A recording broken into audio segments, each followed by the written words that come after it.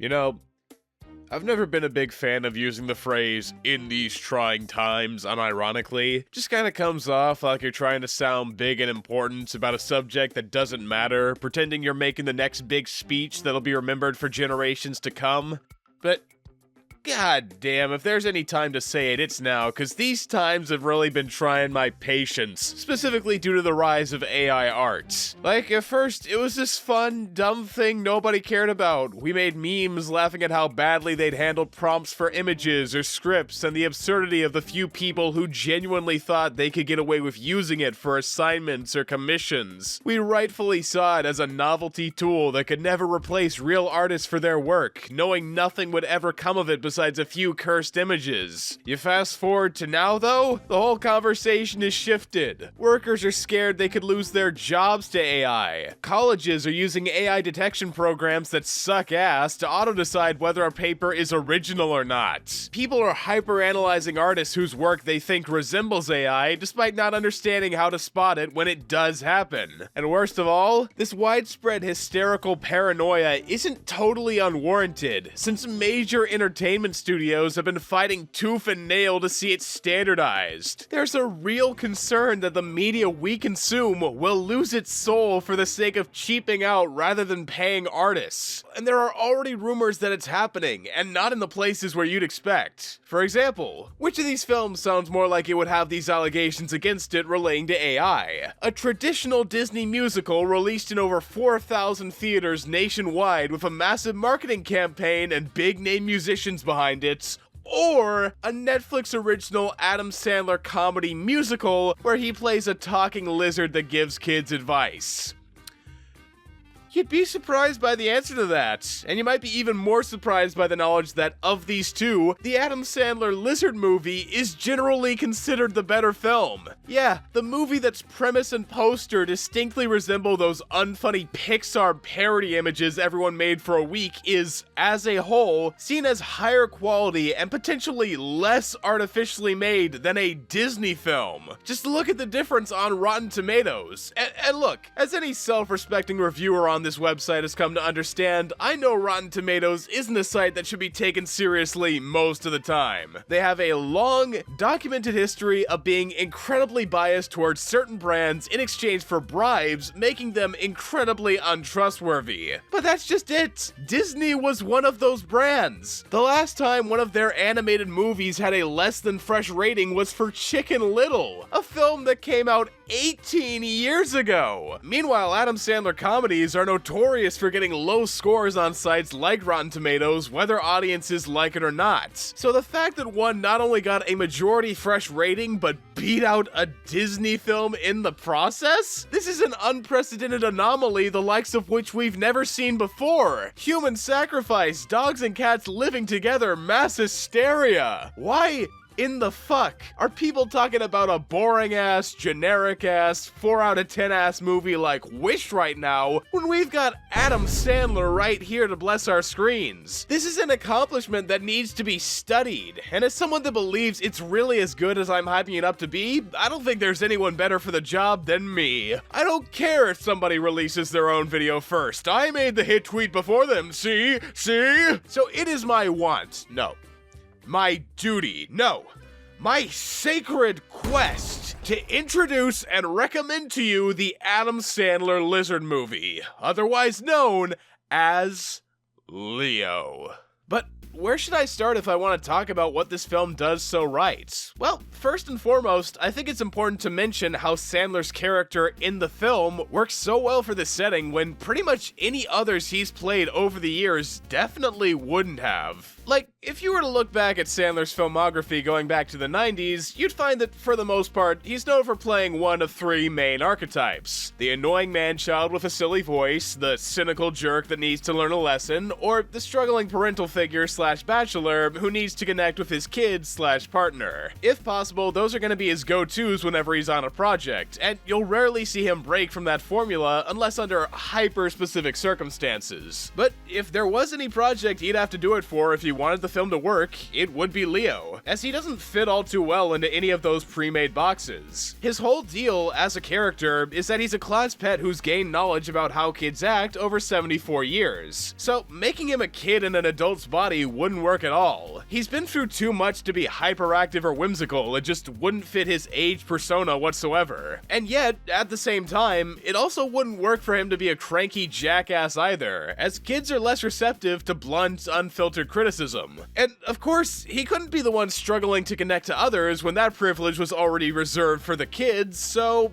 there simply wasn't any room for Sandler to fall back on his easiest plays, meaning he and his team had to come up with something new to set Leo apart as his own character. Though that didn't mean completely taking Sandler out of his elements. See, packaged together as they were, those personality types weren't suitable for Leo. However, looking at each personality trait on an individual basis, if they took the right elements from each archetype whilst adding something new to bring it all together, then that could reach a balance between what Sandler's already used to and isn't. And that's exactly what they do to great effect. Leo is cynical, but he isn't a jerk.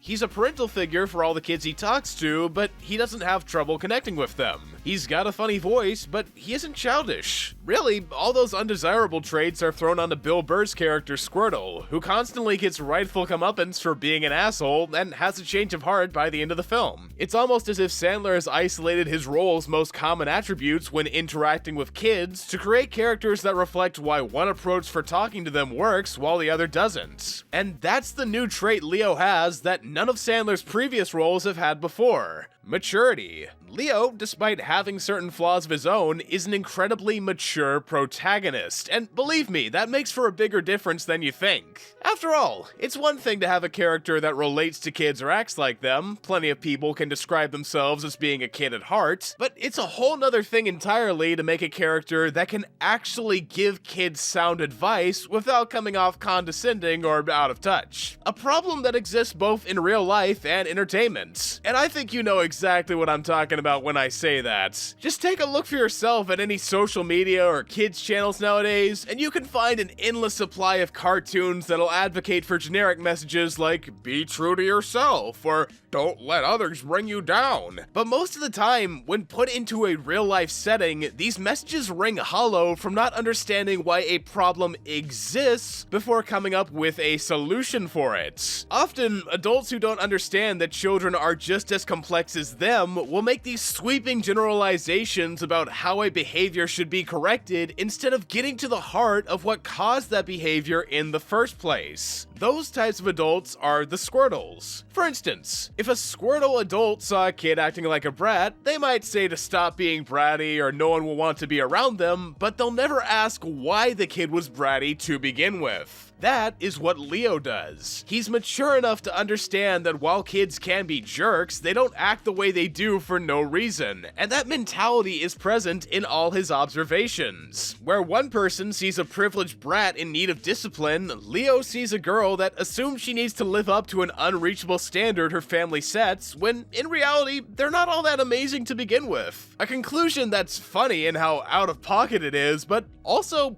weirdly true. I mean, under regular circumstances, you wouldn't think telling a kid to get over their family would help them stop being elitist, but there's a lot of insight in that comment. Logically speaking, most snotty kids in real life aren't related to celebrities or even millionaires. They just have parents that work high-paying jobs, and to a kid that can't tell the difference between them and the richest people on earth, it makes sense that they might conflate the two and need to be reminded otherwise. That's a lesson you could apply to several real people in real life. And it doesn't stop at that one message either. The entire second act is formatted as a series of vignettes where Leo talks to different kids who take him home. So we get to know just about all of them through Leo solving their problems with wisdom like, there's no need to talk it so you're always fighting to get a word in. Let other people talk about themselves, or better yet, ask a question. If you have to cut off a friendship or a relationship, let the person down easy and give them time to recover. Parts of yourself that you see as weaknesses can become strengths if you use them right. If you don't know how to solve someone else's problems, listen to them so they can express what they're going through. These are the sorts of lessons you could only get from someone who knows a thing or two about how kids function. And Leo, in the context of the film, is perfect for filling that role as someone that's observed them his whole life. Now, in response to that, you may be wondering how he could connect with modern kids when all of his knowledge comes from way in the past, but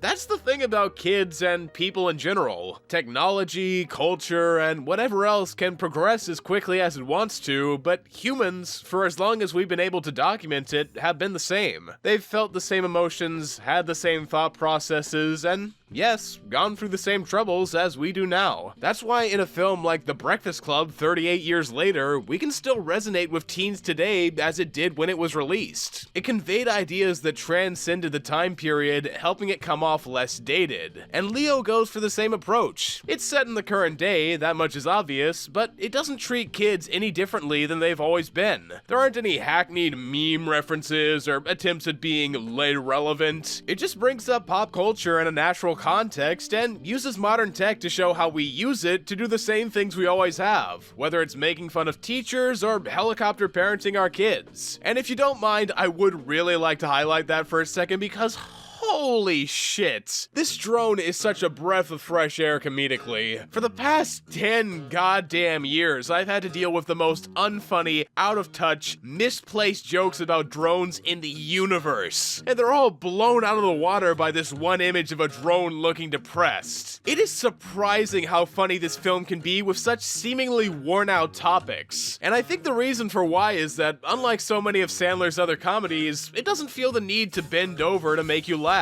There is shockingly little gross-out humor or yelling, relying way heavier on dialogue or visual-based comedy, and that respect for the audience translates into how it handles modern topics. If every joke relating to the drone went like, "This is a drone. You may laugh now," as several writers have done before, it wouldn't have been funny. But the drone in Leo is an actual character with a personality, so it doesn't come off nearly as pandering. Not to mention that on a deeper level, the drone's inclusion makes a point about how we're finding ways to smother kids without so much as paying attention to them. Being a prime example for how this movie doesn't just have things to say to kids, but adults as well. Specifically, it expresses that although parents usually don't intend it maliciously, their actions have an undeniable effect on how their children respond.